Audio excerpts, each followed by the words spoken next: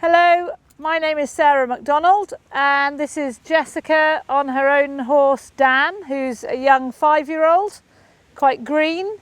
And today what we're going to look at is riding with the balance position in walk, trot and canter. So the first thing we're looking at is that the rider is sitting in the deepest part of the saddle. So what's crucial is that the saddle is correctly fitting and correctly balanced.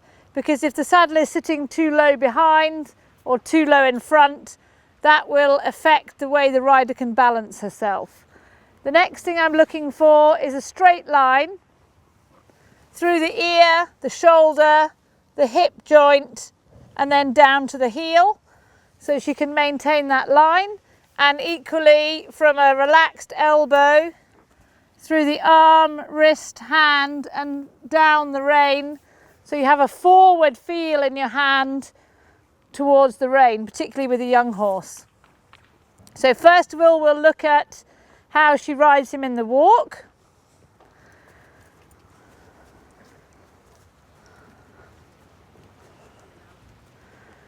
So having got the seat balanced and in the correct place in the saddle, she should be sitting evenly on both seat bones. Thigh, knee, calf relaxed down and long round the horse's rib cage, keeping a relaxed ankle and weight down into the heel, but not forcing too much weight into the stirrup. And then looking at the upper body, you can see she's nice and supple through her back. She's moving with the horse's movement, and her shoulders are back, soft upper arm, elbow joint is very important.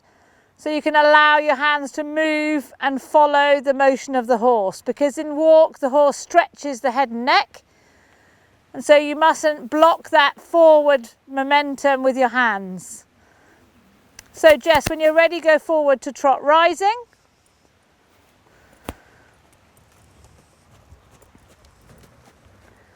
So you can see, being a green horse, he's quite on the forehand, which means that it's harder for the rider to balance. Her lower leg is very secure.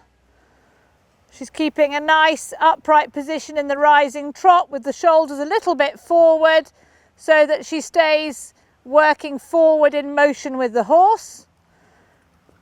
Hands level and a pair, so she's creating an even rein contact. If you'd just like to ride a circle somewhere, and then a change of rein.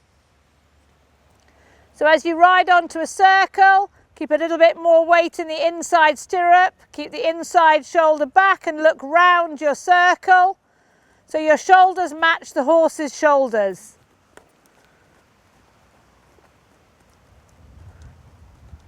And then if you could change the rein and show us that same movement on the other rein.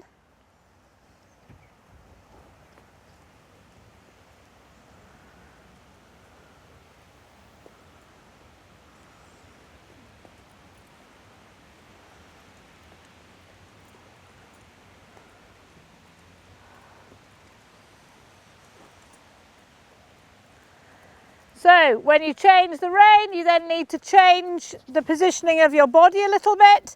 So you keep a little bit more weight in the inside stirrup, because particularly on a big moving young horse, it will tend to throw you to the outside of the saddle with centrifugal force. So keep the weight down into your inside stirrup, inside shoulder back, looking round your turn. And then Jess, in your own time, if you could show us the canter on the left rein.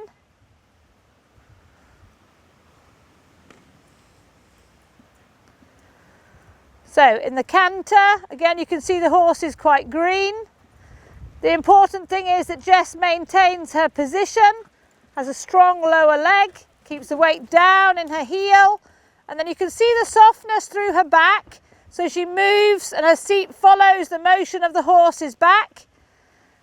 And then, although her upper body moves and is flexible and supple, her hands follow. The elbow stays soft and the hand follows the horse in the canter. So she has to allow her hands forward as the horse stretches his head and neck in the canter.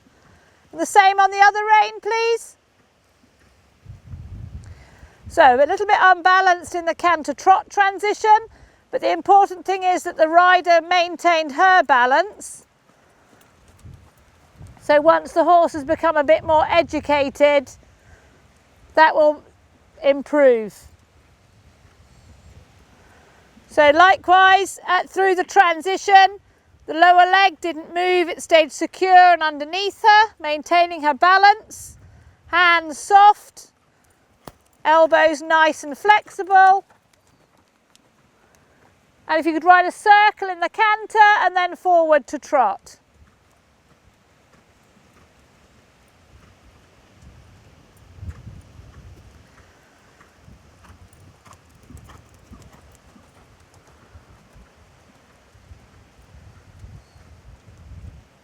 So the downward transition was more balanced, which then helps the rider maintain her balance. And then in your own time forward to walk. And then if you could just join me over here.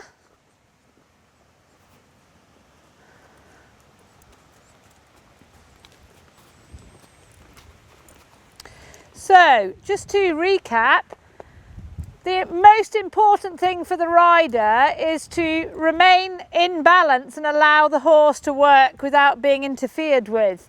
So she maintained the two lines, ear, shoulder, hip and heel. And then again, this line is important from the elbow through the arm and down into the hand. So she can give and take through the elbow joint. If you could just show how you'd give it, that's it. So that you can move your hand forward and always encourage the horse to work forward to the contact.